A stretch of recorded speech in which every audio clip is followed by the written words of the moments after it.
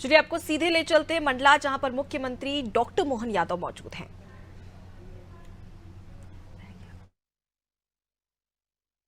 Bharatiya Janata party के हमारे अपने लोकप्रिय प्रत्याशी फग्गन सिंह कुलस्ते जी के लिए आज यहां हम पूरा मंच मौजूद है। जोरदार तालियां बजाएं माननीय हमारे बीडी शर्मा जी के लिए, माननीय विश्वदत्त शर्मा जी, माननीय फग्गन सिंह कुलस्ते जी, जोरदार तालियां बजाएं।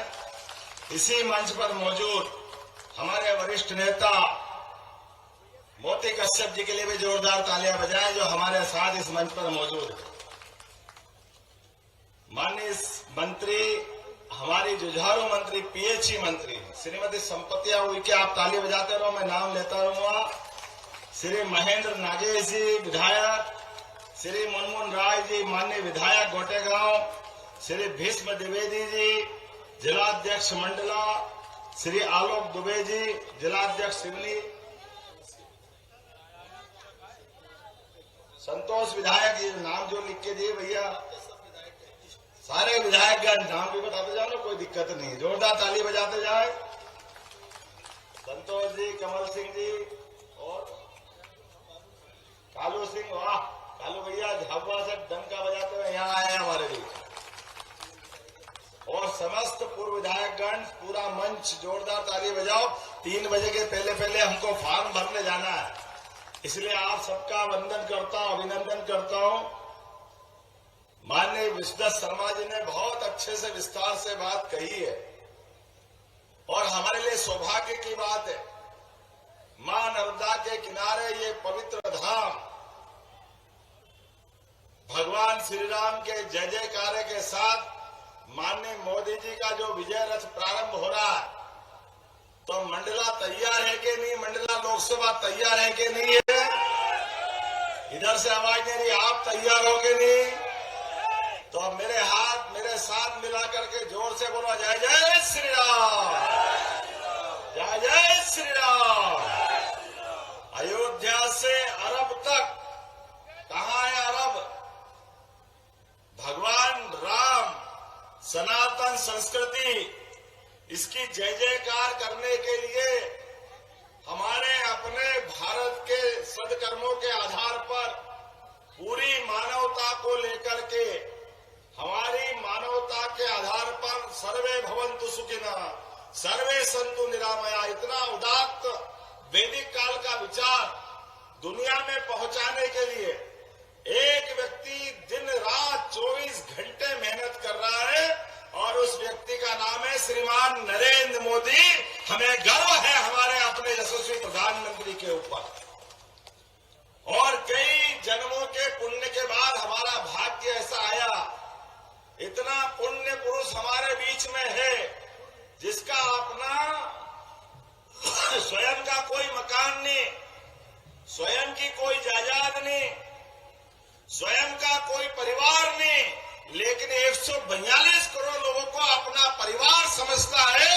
हमें इस बात का गर्व है,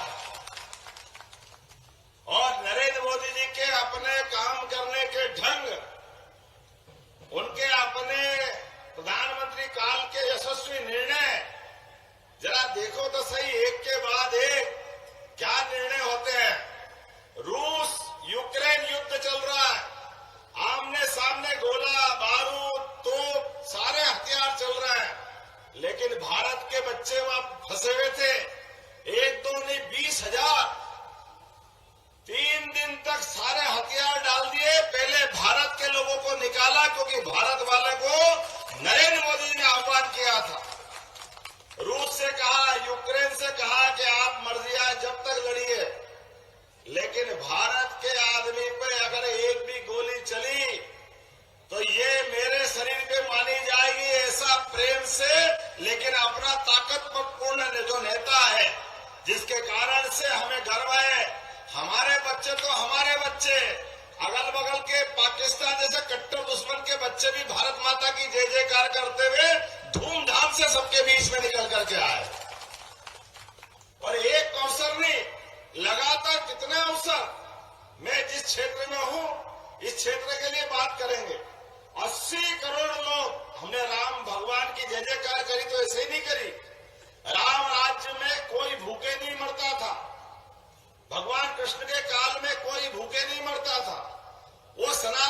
संस्कृति को स्मरण कराते हुए आज भी 80 करोड़ लोगों के लिए दोनों समय का निःशुल्क राशन अगर कोई दे रही तो हमारी सरकार दे रही, माननीय मोदी जी दे रहे। गरीब से गरीब आदमी को भी रहने के लिए छत देना ये मामूली बात नहीं है, लेकिन छोटे से छोटे गांव में भी हर गरीब आदमी के लिए अपना आशियाना बन जाए, ये सपना देखने की भी हिम्मत चाहिए। लेकिन ये हिम्मत उसी के पास हो सकती है जिसका मन पवित्र हो, जिसकी आत्मा साफ हो, जिसकी काम करने की इच्छा शक्ति हो। और हाँ, हमें गर्व है नरेंद्र मोदी जी के पास वो सब कुछ है, जिनके केंद्र में मंत्री है हमारे फक्कन सिंह कुलस्ते। जोरदार तालियां बजाए हमारे अपने फक्कन सिंह जी के लिए। कौन से मामले, किस किस तरह की बात करें। धारा 370 कश्मीर के मामले में उलझा करके पटक दिया, 40,000 लोगों की हत्याएं हुई। इसका जवाबदार कौन? इसका जवाबदार है कांग्रेस पार्टी, जिन्होंने इतने लोगों के लिए धारा 370 लगा करके मौत के मुंह में धकेला। हमारी पार्टी ने जनसंघ के जमाने से इसका विरोध किया था। हमारी पार्टी के राष्ट्रीय अध्यक्ष डॉक्टर श्यामा प्रसाद मुखर्जी ने 1951 में इसका विरोध करते हुए अपना बलिदान कर दिया। लेकिन दुर्भाग्य के साथ कहना पड़ रहा है, कांग्रेस सही सारे लोग केवल हिंदू मुसलमान और केवल अल्पसंख्यक वर्ग के वोट के लिए इस बात को भूलते गए, जैसे भगवान राम के मामले में भूलते गए। आप बताओ, धारा 370 भी हट गई, भगवान राम का मंदिर भी बन गया, कहीं हिंदू मुस्लिम दंगे हुए क्या? ये एकमात्र कारण, इनके अपने वोट के चश्मे के कारण से ये समस्या उलझाई गई, लगातार लटकाई गई।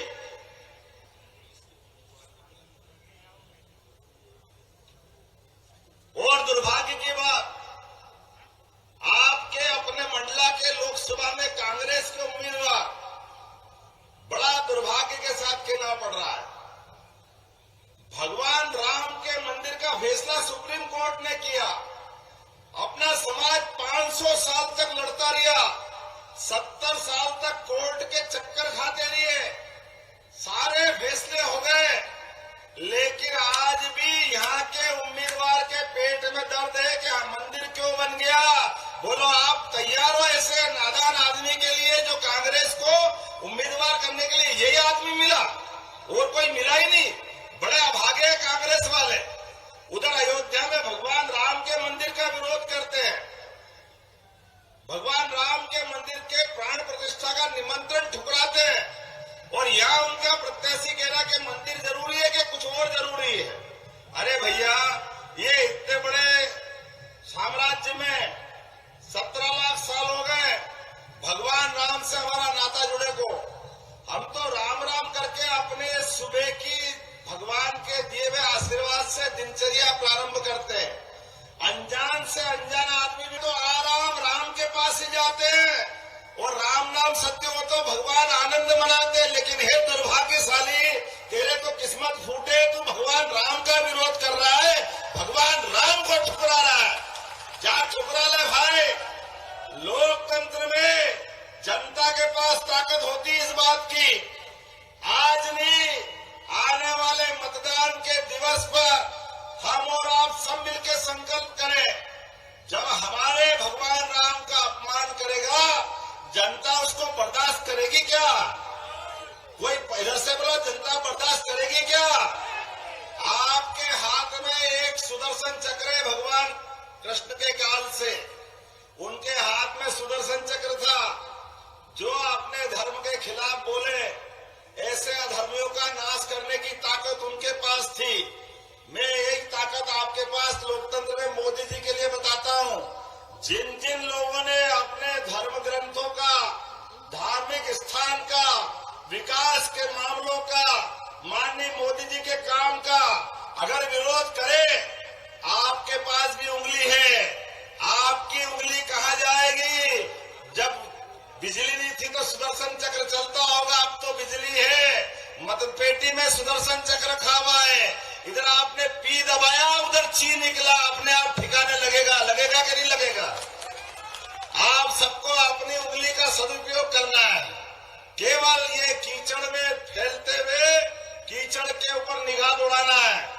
आपको क्या खिलाना है? क्या खिलाना है? जरा बताओ, खिला के क्या खिलाना है? इधर आवाज नहीं आ रही, क्या खिलाना है? हम और आप सब मिलकर संकल्प करें। बोलने के लिए बहुत सारी बातें हैं। इसी मंडला में अपनी सरकार ने माननीय मोदी जी के आह्वान पर यह सरकार बनी है। 163 से ज्यादा विधायकों के साथ आपने मोदी जी की बात मानी। हमने नारा दिया था, मध्य प्रदेश के मन में मोदी और मोदी के मन में मध्य प्रदेश, और वो परिणाम रहा कि कांग्रेस चारों खाने चित हो गई। ऐसी चित हुई कि रोज जब सुबह होती है और कांग्रेसियों की भीड़ लग जाती है, हमको भी लो पार्टी में, हमको भी लो पार्टी में। कांग्रेस की दुकान साफ हो रही, रोज मकान खाली हो रहा है। सारे के सारे लोग रोज समाचार पत्र देख लोगे, माननीय मोदी जी, माननीय बीडी जी के नेतृत्व में रोज कांग्रेस के लोग बीजेपी ज्वाइन कर रहे हैं। लेकिन हमने भी कहा है कि देशभक्ति के लिए, अपने मन में जज्बे के लिए, मध्य प्रदेश की सेवा करने के लिए अगर आप राजनीति करने के लिए आते हो तो आपका स्वागत है। लेकिन आपके मन में जरा भी गड़बड़ है तो भाजपा में आपकी जगह नहीं है। आप जहां वहीं बने रहिए। बहुत सारे लोग आ रहे हैं, लेकिन अभी हम छांट के ले रहे हैं। जो आएंगे उनका स्वागत है। हमारे साथ चलने की हिम्मत चाहिए। घर फूंक तमाशा देख, ये पार्टी इस बात के लिए जानी जाती है। आप अंदाज लगा लो, कल का समाचार, कल का टीवी पे समाचार देखा होगा, ये इसी देश के अंदर है। अपने यहाँ लाल बहादुर शास्त्री जी कांग्रेस के नेता थे, रेल दुर्घटना हुई। रेल के घटना के कारण से स्वयं ने इस्तीफा दे दिया, क्योंकि रेल की दुर्घटना की जवाबदारी उन्होंने ली। हमारे अपने लालकृष्ण आडवाणी जी, उन्होंने कोई झूठा आरोप उन पे लगा कि इन्होंने दलाली खा ली। केवल एक डायरी के कागज पे, सादे कागज से लिखा था, वो भी एल के। वो एल के लाल कृष्ण है कि कुछ लाल राम है मालूम नहीं, लेकिन इतने मात्र से इस्तीफा दे दिया। और उन्होंने कहा मैं तब तक मंत्री नहीं बनूंगा, चुनाव नहीं लड़ूंगा जब तक बेदाग बरी नहीं हो जाओ। और आप दुर्भाग्य के साथ देखो, जिनके 2-2 मंत्री 1.5 साल से हवालात में बंद है, 21 नेता जिसके बंद है, 9 बार अलग अलग सम्मन भेजे गए, पुलिस के बुलावे आ रहे हैं। लेकिन ये कांग्रेस पार्टी के सहयोगी दिल्ली के मुख्यमंत्री, शर्म आना चाहिए जिनका 100 करोड़ की दलाली में सीधा नाम है, वो इतने मोटी चमड़ी के मंत्री भी जेल में बंद और मुख्यमंत्री भी बंद, लेकिन इस्तीफा नहीं दे रहे हैं। ये दुर्भाग्य की बात है। लोकतंत्र में ये बर्दाश्त नहीं किया जाएगा। जनता सब जानती है, चोर मुंह रे भाई, ये जनता बर्दाश्त नहीं करेगी। जनता की गाड़ी कमाई का पैसा इन बेईमानों को ये चौकीदार सो करके टाइम पास नहीं कर सकता। नरेंद्र मोदी जी छोड़ेगा नहीं। ये नरेंद्र मोदी जी की सरकार है। कोई कितने बड़ा आदमी हो, कोई कितने बड़े पद पे बैठा हो, अगर बेईमान है तो बेईमान की जगह कभी समाज में नहीं हो सकती है। बोलो हो सकती है क्या? ये बेईमानों की जगह जेल है, जेल। और ऐसे बेईमान जेल में जाएंगे। और हम सब दुर्भाग्य के साथ कहना पड़ रहा है, जेल में पहुंच गए, रस्सी जल गई पर अकड़ नहीं गई। अभी भी अकड़ में बैठे। मैं जेल से सरकार चलूंगा, तेरे बाप का राज है, जेल से सरकार चलाएगा। बाकी तो सब हाथ पे हाथ करके बैठेंगे।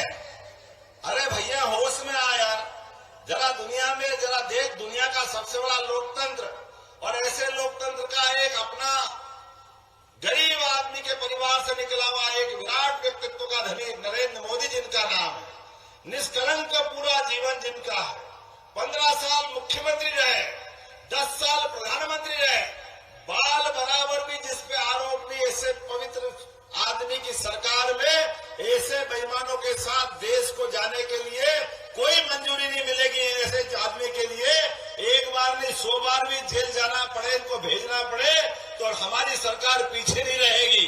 ये कोर्ट कचहरी, ये कानून कायदे, ये व्यवस्था काय के लिए होती है?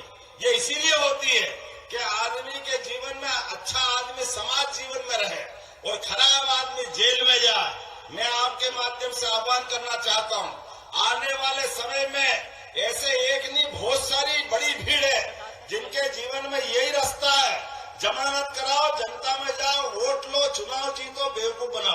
लेकिन ये सरकार ऐसे लोगों को बर्दाश्त नहीं करेगी। कोई कितना ही बड़ा आदमी है, लेकिन गलत आदमी है, गलत काम करेगा तो उसका स्थान जेल में जाने का है। बोलो तैयार हो के नहीं? अपन सहमत है कि नहीं? ताली बजा के बताओ अगर तैयार है तो। हमारी सरकार ने भी निर्णय किया है, ये गरीब आदमी के जीवन में अगर कोई कष्ट आए तो सरकार कदम से कदम मिला के आपके साथ खड़ी रहेगी।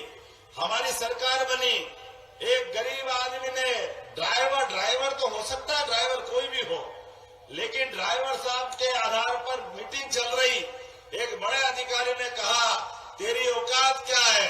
आजकल तो वीडियो का जमाना है, उस वीडियो में सब बात आ जाती है। हमने देखा, अरे भाई ड्राइवर है बेचारा, वो तो भोला भंडारी है, वो तो बोलेगा ही सही जो बोलना है। अब बड़े अधिकारी आप ही को ध्यान रखना है, लेकिन आप कह रहे हो उसकी औकात क्या है, तो खाली आप ही बोल सकते हो। हमने भी कहा भैया तेरी क्या बात है, तू तो नीचे आ जा, तेरा ये जगह नहीं हो सकती, इतना बड़ा अधिकारी तू नहीं है। गरीब आदमी का अपमान करे, ये भारतीय जनता पार्टी की सरकार बर्दाश्त नहीं करेगी, जीवन में संभव नहीं हो सकता। हमारी सरकार में सबसे पहला सम्मान गरीबों का, सरकार पे सबसे पहला अधिकार गरीबों का, किसानों का, युवाओं का, महिलाओं का, माता बहनें बैठी है। लाडली बहनों के खाते में हर महीने पैसे आ रहे कि नहीं आ रहा? ताली बजा के बताओ, कोई महीना खाली नहीं गया है।